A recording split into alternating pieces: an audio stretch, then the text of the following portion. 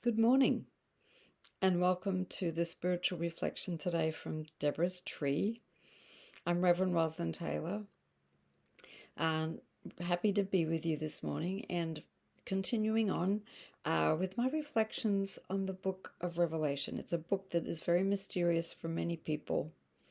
So I'm just wanting to spend a little time with that, and today I'm looking at chapter 3, which contains the last of the 7 letters to the angels of the churches in Asia.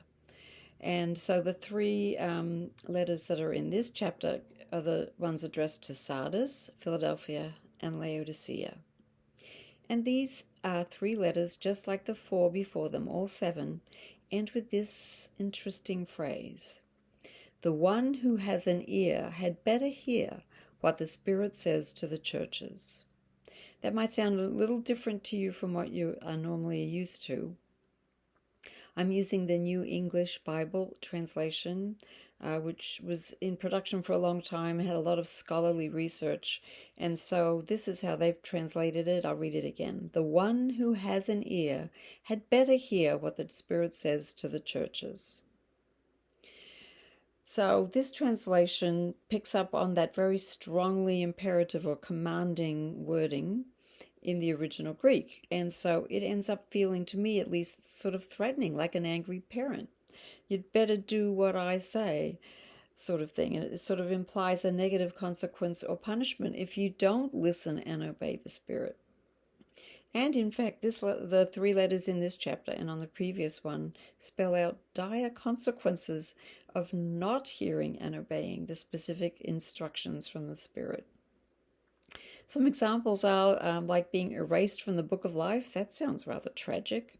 Or being given an hour of testing, which I interpret to mean some kind of spiritual torture. Or being vomited up and rejected also. Kind of nasty. And all of those images and consequences seem to contradict an understanding of the Divine One as a loving deity, a deity that would never threaten you or intend violence to anyone. And that understanding of the divine as a loving being is certainly in line with Swedenborgian teaching and the understanding of many people in many spiritual traditions. But it's also true that the divine allows consequences of our choices if some good can be brought out of it, even if that good outcome isn't something that we can tell, and maybe it won't happen for a long time, maybe in our afterlife. But we can be assured that if there are dire consequences, it's because something good can be coming out of it. And in our limited human way, we can interpret those consequences as a punishment that's kind of brought on us by the divine, the way kids do, when their parents allow consequences to happen.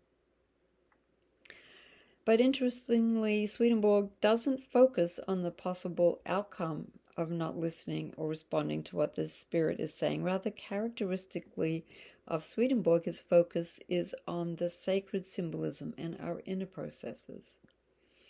And so he writes in the book Apocalypse Revealed about that phrase, about the one that has an ear.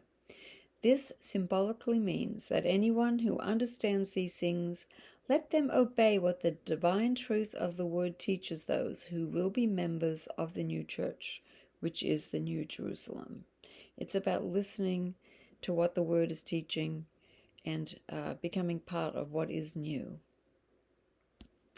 So as you can sort of tell from that quote, Swedenborgian theology is looking more at the overall message of the book of Revelation. The overall message in the end that the New Jerusalem will descend on earth and there will be a new kind of relationship with the divine. A relationship that's characterized by light and the absence of spiritual suffering and death. Not focusing so much on the literal meaning of literal letters that were sent to churches in Asia, but more to the long-term view of the newness in the end.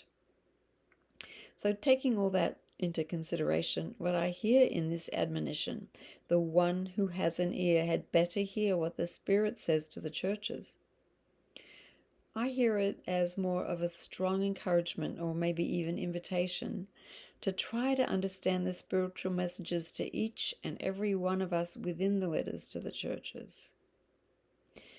But I also hear as a strong encouragement to put our best understanding of those spiritual messages into actual practice in our actual day-to-day lives. And what I also hear is a promise of a new way of receiving divine influence in our lives, a new way of having a direct and loving relationship with the Divine One. So my invitation is to be open today, this week, to what the Spirit is saying to you through the letters to the churches or through whatever other sources. I invite you as well to find ways to put into practice whatever it is that you're hearing, whatever the guidance is that you're receiving. And I hope if you're able to do that, that you're then able to notice and cherish any change in your relationship for the better with the divine.